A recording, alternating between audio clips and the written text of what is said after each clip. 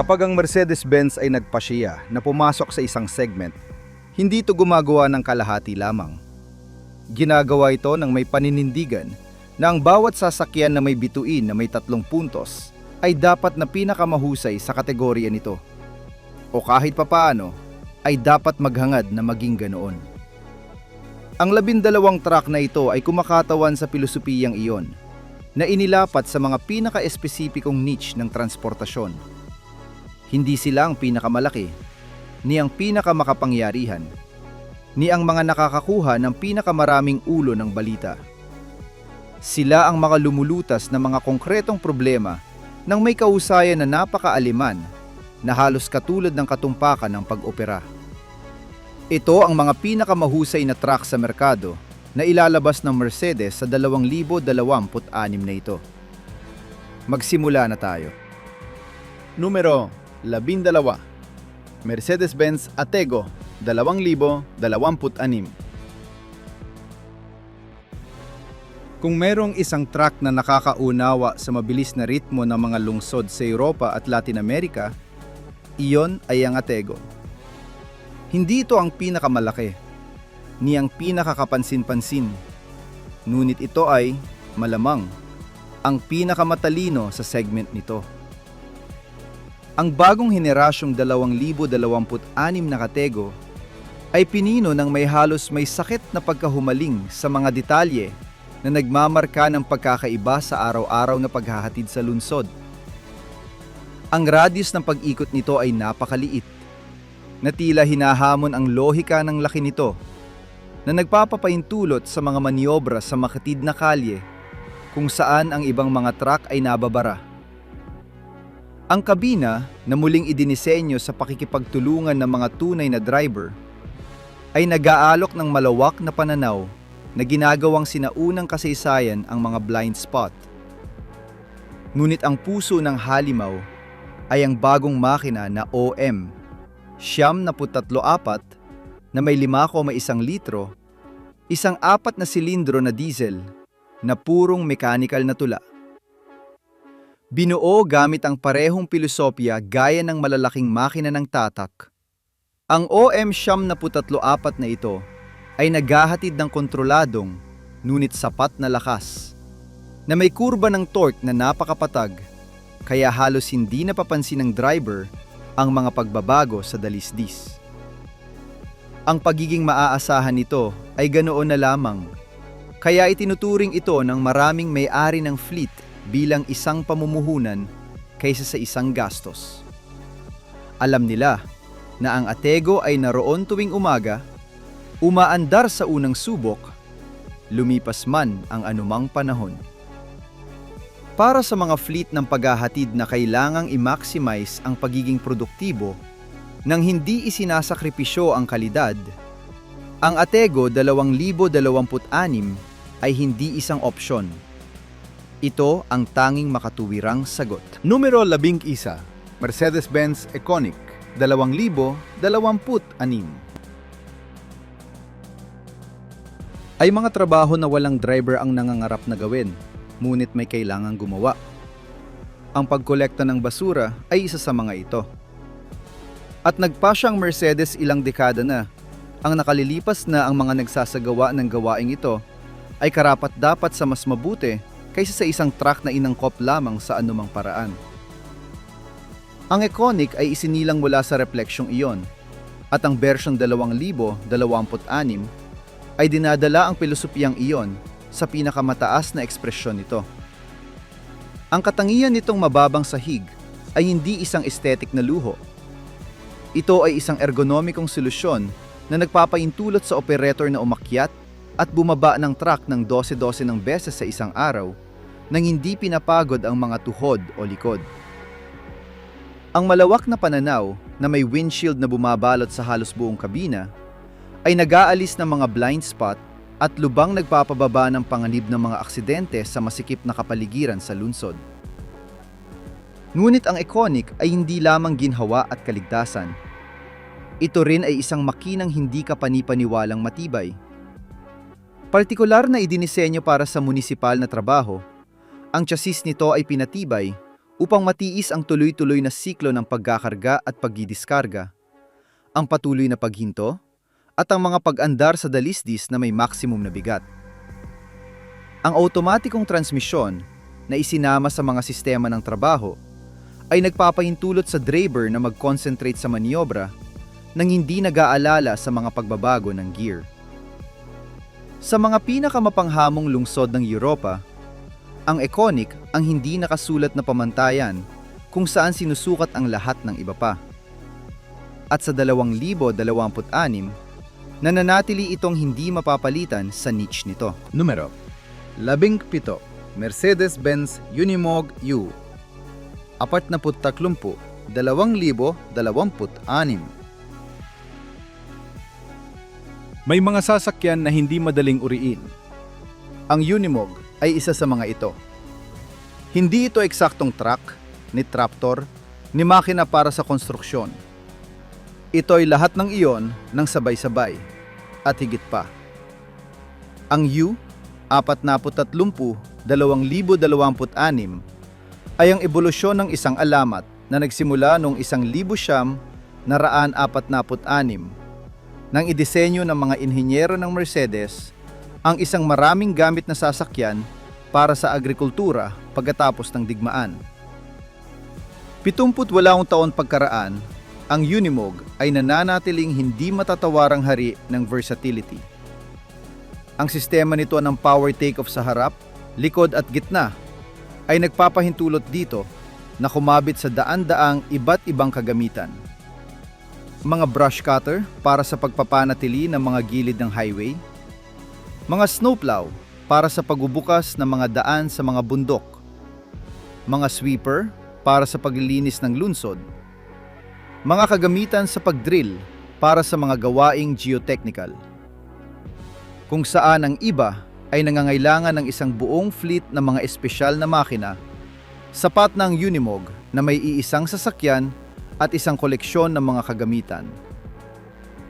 Ngunit ang tunay na nakakamangha sa U-43 ay ang mechanical na tibay nito. May mga Unimog na nagtatrabaho sa mga minahan ng asin sa Alps, sa mga ubasa ng Burgundy, sa mga kagubatan ng Timog Amerika, at sa mga disyerto ng Aprika na may mga dekada ng serbisyo sa kanilang likuran at walang palatandaan ng pagkapagod. Ang pagpapanatili nito ay simple. Halos kasing simple ng una kumpara sa pagiging sopistikado ng ibang Mercedes. Dahil idinisenyo ito upang kumpunihin sa anumang lugar sa mundo ng sinumang mekaniko na may mga pangunahing kasangkapan. Ang Unimog U-43 2026 ay hindi isang truck.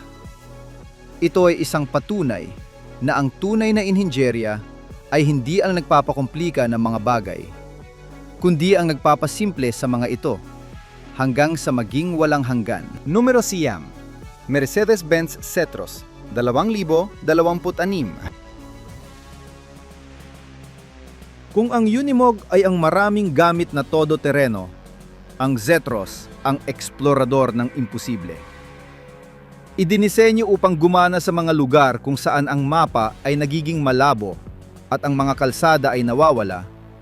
Ang Zetros ang tool na pinili ng mga hukbo, mga siyentipikong ekspedisyon at mga makataong organisasyon na kailangang makarating doon kung saan walang ibang sasakyan ang makakarating. Ang pilosopiya ng disenyo nito ay radikal na kabaligtaran ng modernong tren. Sa halip na magdagdag ng elektronikong komplikasyon, pinapasimple ng Zetros ang lahat sa maximum. Ang makina nito, isang 6 na silindro sa linya na may 7,2 litro, ay sadyang mas hindi sopistikado kaysa sa mga kapatid nito sa kalsada.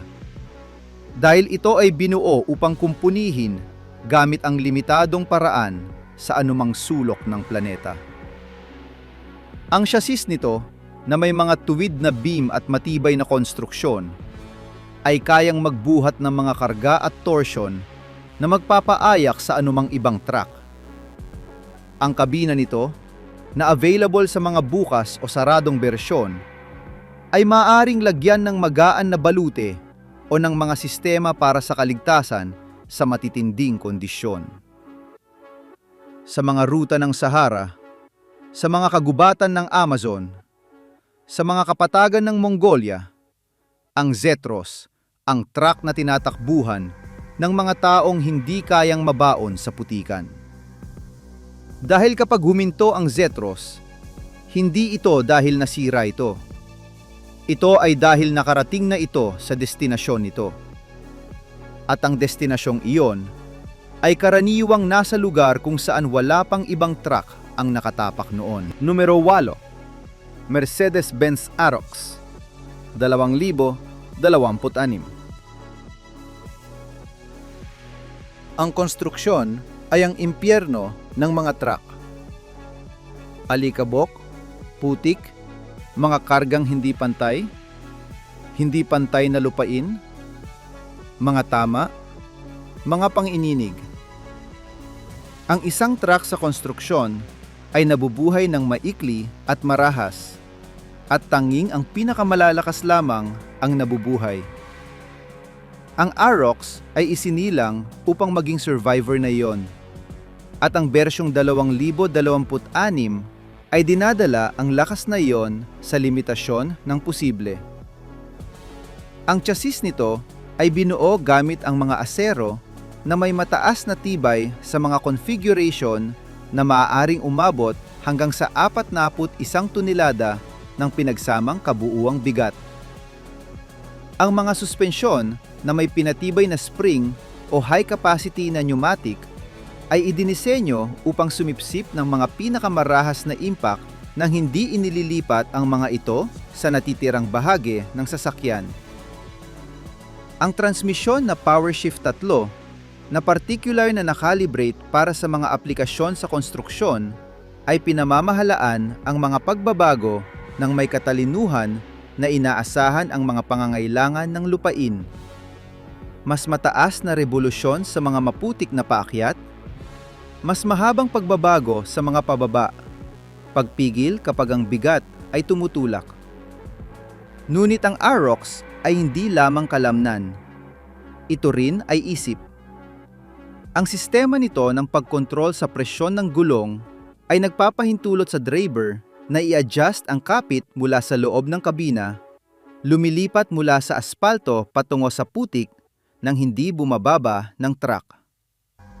Ang mga assistant para sa pag-andar sa dalisdis at sa kontroladong pagbaba ay ginagawang ligtas na routine ang mga imposibleng maniobra. At ang kabina, bagaman functional, ay nag-aalok ng antas ng ginhawa na hindi kailanman nakilala ng mga driver sa konstruksyon. Ang Arox 2026 ang Titan na pinipili ng mga kumpanya ng konstruksyon kapag ang proyekto ay masyadong malaki para sa anumang ibang truck. At kapag natapos ang proyekto, ang Arox ay nananatiling handa para sa susunod. Numero 7. Mercedes-Benz Actros L 2026 Edisyong Marangya. Nakarating tayo sa dulo ng unang kabanatang ito na may isang bersyon na direktang tumitingin sa mga mata ng mga pinakamapanghinging driver. Ang Actros L ay hindi lamang basta-bastang truck. Ito ang pinakamataas na ekspresyon ng kung ano ang maiaalok ng Mercedes kapag inalis ang lahat ng limitasyon sa budget. Idinisenyo para sa driver na gumugugol ng mas maraming oras sa kabina kaysa sa sarili niyang bahay. Ang Actros L ay isang apartment na digulong na may mga dekalidad na finish. Ang mga upuan na binalot ng dekalidad na katad na may mga electric adjustment at memory ay umaangkop sa katawan ng bawat driver gaya ng isang guwantes. Ang kama na may malaking sukat ay may kutson na may mataas na density at mga kagamitan sa kama na karibal ang sa isang 5-star hotel. Ang pagkakabukod ng tunog ay dinala sa ganoong kalubaan na kapag naisara na ang mga pinto, ang dagundong ng makina ay ganap na nawawala, na nag-iiwan lamang ng katahimikan at ng pagkakataong makapagpahinga ng tunay.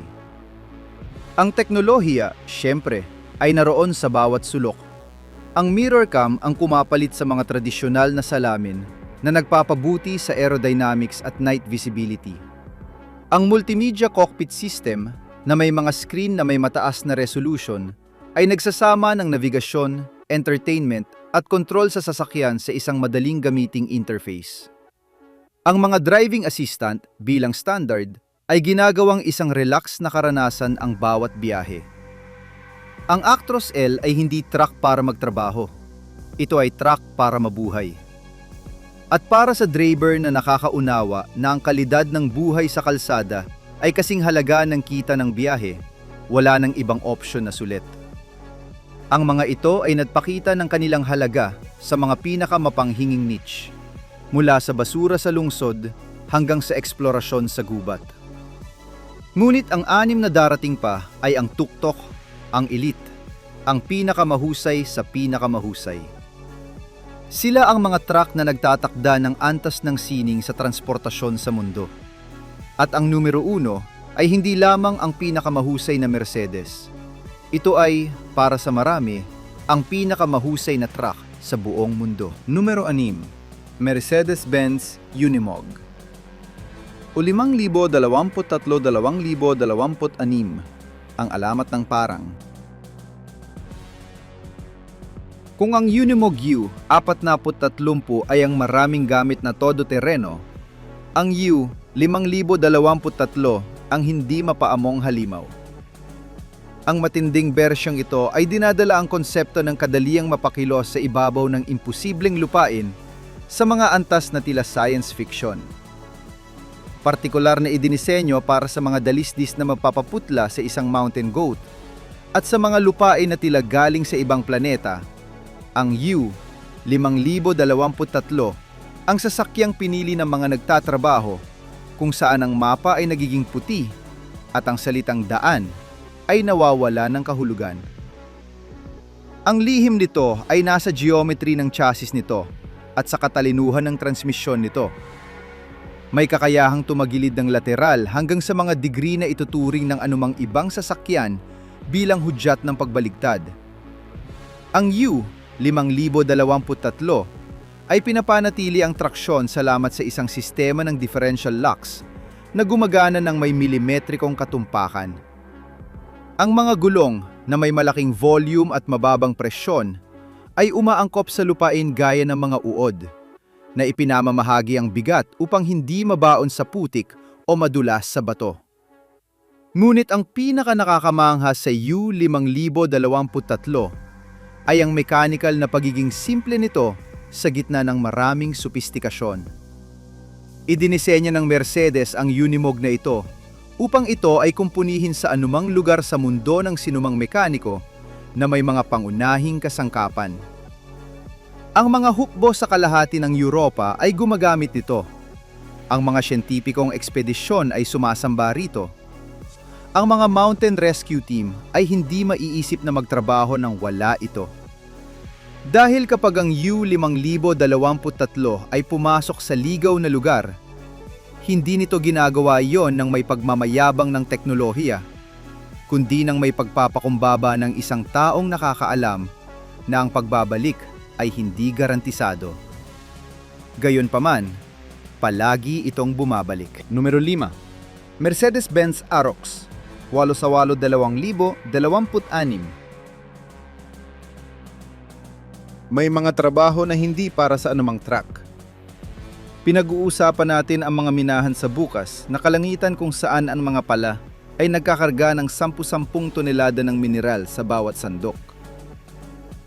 Pinag-uusapan natin ang malalaking obra ng infrastruktura, mga tonel na tumatawid sa mga bundok, mga dam na binabago ang daloy ng mga ilog. Para sa mga trabahong iyon, nilikha ng Mercedes ang Arox 8/8, ang pinaka-ekstremong configuration ng kategorya nito sa konstruksyon. 8 gulong na demotor. Bawat isa sa mga ito ay kayang tumanggap ng lakas ng makina at itawid ito sa lupa ng may kontroladong agresyon. Isang chassis na pinatibay hanggang sa limitasyon ng pisikal na posible, na may mga high-profile na beam at mga transversal na palakas sa bawat critical na punto.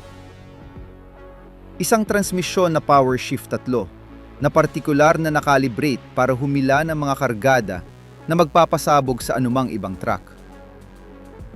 Ngunit ang Arox 8x8 ay hindi lamang kalamnan. Ito rin ay katalinuhan. Ang sistema nito ng kontrol sa traksyon ay kaya mag-detect kung kailan nawawala ng kapit ang isang gulong at muling ipamahagi ang lakas sa 7 pang gulong sa loob ng milisekond. Ang mga preno nito, na disko sa lahat ng gulong na may pinatibay na pagpapalamig, ay kayang itigil ang 10-10 tonelada ng kabuuang bigat kahit sa mga pinakamatarik na dalisdis.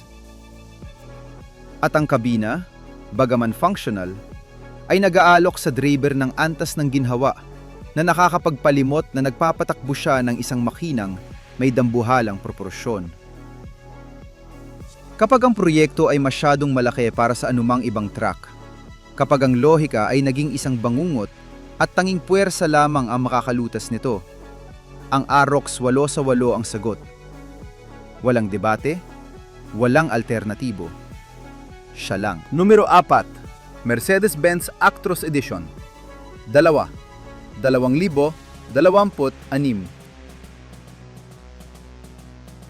May mga truck na binibili para magtrabaho at may mga truck na binibili para manggarap. Ang Actros Edition 2 ay kabilang ng walang duda sa ikalawang kategorya. Ang limitadong edisyong ito, kung saan iilang daang piraso lamang ang makikita, ang pinakamataas na ekspresyon ng kung ano ang may aalok ng Mercedes kapag ang salitang budget ay nawala sa diksyonaryo. Bawat detalye ay inalagaan ng may pagkahumaling na halos may sakit. Ang mga interior finish, sa katad na may pinakamataas na kalidad, ay tahi-kamay ng mga artisan na natutunan ang sining mula sa mga magulang at lolo't lola. Ang mga insertion ng tunay na kahoy na pinili mula sa mga napapanatiling kagubatan at ginamitan ng mga varnish na tumatagal ng mga dekada ay napapalamuti sa dashboard at sa mga pinto. Ang mga emblem na Edition 2 na simple ngunit malinaw ay nagpapaalala sa driver na nasa harap siya ng isang bagay na natatangi. Ngunit ang Actros Edition 2 ay hindi lamang isang magandang muka. Ito rin ang truck na may pinaka-advanced na teknolohiya sa henerasyon nito. Isinasama nito ang lahat ng sistema ng seguridad at tulong na available sa katalogo ng Mercedes. Mula sa Active Brake Assist, 6 hanggang sa Side Guard Assist, at dadaan sa Front Guard Assist. Ang makina nitong OM471 ay particular na nakalibrate para sa edisyong ito, na nag-aalok ng mas mabilis na tugon at tunog na mas malalim at nakakasigla. At ang kabina nito, ang pinakamalaking nailagay sa isang Actros, ay nag-aalok ng espasyo para sa trabaho at pahinga na walang katumbas. Ang Actros Edition 2 ay hindi truck para sa kahit sino. Ito ay para sa kolektor na nagkatrabaho rin. Para sa driver na nakakaunawa na ang buhay sa kalsada ay karapat-dapat sa parehong luho gaya ng iba pa. Ito ay, sa madaling salita, ang perpektong kombinasyon sa pagitan ng pagiging eksklusibo at performance. At kapag dumaan sila sa highway, malalaman ng lahat na hindi sila nakakakita ng basta-bastang truck lamang. Numero 3, Mercedes-Benz Actros L, 2026. Kung merong isang truck na kumakatawan sa lahat ng kayang gawin ng Mercedes, iyon ay ang Actros L. Hindi ito isang espesyal na edisyon, ni isang ekstremong bersyon, ni isang eksperimentong technological. Ito ang pangunahing sasakyan, ang resulta ng mga dekada ng mapilit na pagperpekto. Ang truck na pinapangarap ng bawat driver ng mahabang distansya. Ang bersyong 2026 ay dinadala ang kahusayang iyon sa antas na tila hindi kayang abuti ng anumang kakumpetensya. Ang kabina nito, ang pinakamalaking nailagay sa isang Actros, ay isang maliwanag na espasyo kung saan ang bawat sentimetro ay ginamit ng may katalinuhan. Ang mga upuan na may bagong henerasyon na may mga electric adjustment at memory ay umaangkop sa katawan ng bawat driver nang may katumpakan na halos katulad ng sa operasyon. Ang kama na may malaking sukat at kutson na may mataas na density ay nagpapahintulot ng isang nakakapanumbalik na pahinga pagkatapos ng mahahabang araw. Ang sistemang mirror cam na pumapalit sa mga tradisyonal na salamin sa pamamagitan ng mga high-definition na kamera ay nagpapabuti sa aerodynamics at night visibility sa paraang kamangha-mangha. Ngunit ang tunay na puso ng Actros L ay ang makinang OM470, isa ng pinakabagong henerasyon. Ang 6 na silindro sa linyang ito na may 12,8 litro ay pinino hanggang sa limitasyon ng posible na nag-aalok ng kahusayang sa gasolina na halos imposible nang hindi isinasakripisyo ang kahit katiting na pagiging maaasahan. Ang transmisyon na PowerShift 4 na may mga algorithm sa pagkatuto na inaasahan ang lupain at ino-optimize ang bawat pagbabago ay ginagawang isang karanasan ng walang katulad na kakinisan ang bawat biyahe. At ang mga sistema ng seguridad, kasama ang Active Brake Assist 6, ang Side Guard Assist at ang Front Guard Assist, ay nagtatakda ng mga bagong pamantayan sa proteksyon ng driver at mga naglalakad. Ang Actros L 2026 ay hindi lamang isang truck. Ito ay isang tahanan, isang opisina, at isang pagpapahayag ng mga prinsipyo sa ibabaw ng mga gulong. At kapag minamaneho mo ito, mauunawaan mo kung bakit ang Mercedes ay Mercedes. Numero 2. Mercedes-Benz e-Actros 600,2026. Sa loob ng maraming taon, ang elektrifikasyon ng mabigat na transportasyon ay tila isang malayong pangarap, isang pangakong technological na hindi kailanman ganap na nagkakatotoo. Ang e-Actros 600 ay tinapos na ang pag-aalinlangang iyon magpakailanman. Hindi ito isang prototype ni isang limitadong edisyon para sa palabas. Ito ang unang mabigat na dekuryenteng truck ng Mercedes na idinisenyo para sa produksyon sa serye at para magtrabaho ng kasing tindi ng anumang diesel. Ang autonomiya nito na 500 kilometro sa isang karga lamang ay hindi isang optimistiko na pagtatantya, kundi isang garantiya na sinusuportahan ng isang pack ng mga baterya ng pinakabagong henerasyon na may chemistry, na may matinding density at advanced na thermal management. Kapag naubos ang mga baterya, ang kapasidad ng mabilis na pagkarga ay nagpapahintulot na mabawi ang 80% ng enerhiya sa loob ng mas mababa sa isang oras, ang oras na isang pahinga para kumain. Ngunit ang tunay na nakakahanga sa e-Actros 600 ay ang drivetrain nito. Partikular na idinisenyo upang tiisin ang mga pangangailangan ng mabigat na transportasyon na may mga dekuryenteng motor na may mga permanenteng magnet at isang transmisyon na may 2 bilis na ino-optimize ang paghahatid ng torque sa anumang sitwasyon. Ang e-Actros na ito ay nangangako ng tibay na maihahambing sa anumang diesel.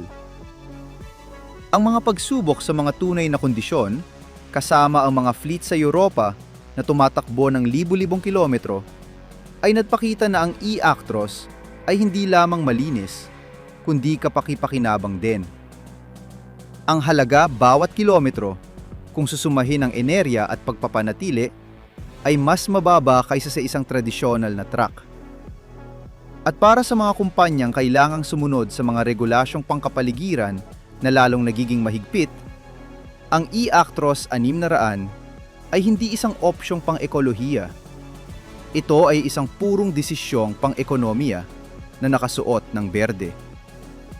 Ang hinaharap ng transportasyon ay narito na, at may kasamang bituin. Numero 1. Mercedes-Benz Actros. Henerasyon 2026 na may makinang OM 470, isa ng huling henerasyon. Hindi maaring iba pa. Walang debat, walang diskusyon, walang ikalawang lugar na lalapit dito. Ang Actros ang naging pamantayan sa loob ng maraming dekada kung saan sinusukat ang lahat ng truck sa Europa. At ang henerasyong 2026 ay dinadala ang kahusayang iyon sa antas na tila definitibo na. Bawat bahagi, bawat sistema, bawat detalye ay kinuwestiyon, muling idinisenyo at na-optimize nang may pagkahumaling na mga aliman lamang ang kayang panindigan. Ang bagong makinang OM, 470, isa ang hiyas ng korona. Pinino hanggang sa limitasyon ng pisikal na posible. Ang 6 na silindro sa linyang ito na may 12,8 litro ay nag-aalok ng kahusayang sa gasolina na tinitingnan ng mga inhinyero ng kakompetensya nang may hindi paniniwala. Ang iniksyon na may presyon na higit sa 2,700 bar ay dinudurog ang diesel sa mga particle na napakapino, kaya ang pagkasunog ay halos perpekto. Ang thermal management na may mga sistemang nagpapanatili sa makina sa tamang temperatura sa anumang kondisyon ay nagbabawas ng pagkawala dahil sa friction at nagpapahaba ng buhay ng serbisyo. Ang transmisyon na PowerShift 4 na may mga algorithm sa pagkatuto na konektado sa GPS ay inaasahan ang bawat dalisdis, bawat kurba, bawat pagbabago ng antas ng kalsada na pinipili ang perpektong gear bago pa malaman ng driver na kailangan niya ito. Ang kabina, na muling idinisenyo sa tulong ng daan-daang mga tunay na driver, ay nag-aalok ng espasyo para sa trabaho at pahinga na walang katapat sa industriya. Ang mga upuan, ang pagkakaayos ng mga kontrol, ang kalidad ng mga materyales, ang pagkakabukod ng tunog, ang air conditioning, lahat sa Actros 2026 ay naisip upang ang driver ay dumating ng sariwa sa dulo ng araw, gaano man ito kahaba. At ang seguridad, kasama ang sistemang Active Brake Assist, 6 na kayang mag-detect ng mga naglalakad at nagbibisikleta kahit sa mga kondisyon ng malabong paningin. Kasama ang Side Guard Assist na nagbabantay sa mga blind spot at ang Front Guard Assist na nagpoprotekta sa harap na bahagi ay nagtatakda ng mga bagong pamantayan sa proteksyon ng mga buhay. Ang Actros 2026 ay hindi lamang isang truck. Ito ay ang rurok ng 125 taon ng pagkahumaling sa pagiging perpekto sa ibabaw ng mga gulong. Ito ang pinakadalisay na ekspresyon ng isang pilosopya na nauunawa ng transportasyon hindi bilang isang pangangailangan, kundi bilang isang sining. At dahil doon, nang walang anumang uri ng pag-aalinlangan, ito ang sumasakop sa numero 1 sa listahang ito. Dahil kapag nakita mo ang bituin sa abot tanaw, alam mong nasa harap ka ng pinakamahusay. At ang pinakamahusay sa 2026 ay tinatawag na Actros. Ang bituin na may 3 puntos ay hindi lamang isang emblem. Ito ay isang pangakong natupad ng paulit-ulit sa loob ng mahigit isang siglo. Ang 12 truck na ito ay kumakatawan sa pinakamahusay na inhinyeryang Aleman na inilapat sa transportasyon. Mula sa simpleng Atego na naghahatid sa mga lungsod hanggang sa dambuhalang Actros na tumatawid sa mga kontinente. Dadaan sa hindi masirang Unimog na nagtatrabaho kung saan walang daan. Ipinakita ng Mercedes na ang kalidad ay hindi isang aksidente, kundi isang pagkahumaling. Ngayong 2026, kung nag-iisip kang mamuhunan sa isang truck na hindi ka bibiguin, natatagal ng mga dekada at magpapanatili ng halaga nito gaya ng iilan lamang, alam mo na kung saan titingin. Mag-subscribe para sa higit pang pagsusuri tungkol sa mga makinang nagpapatakbo sa mundo. At tandaan, kapag nakita mo ang bituin, alam mong nasa harap ka ng pinakamahusay.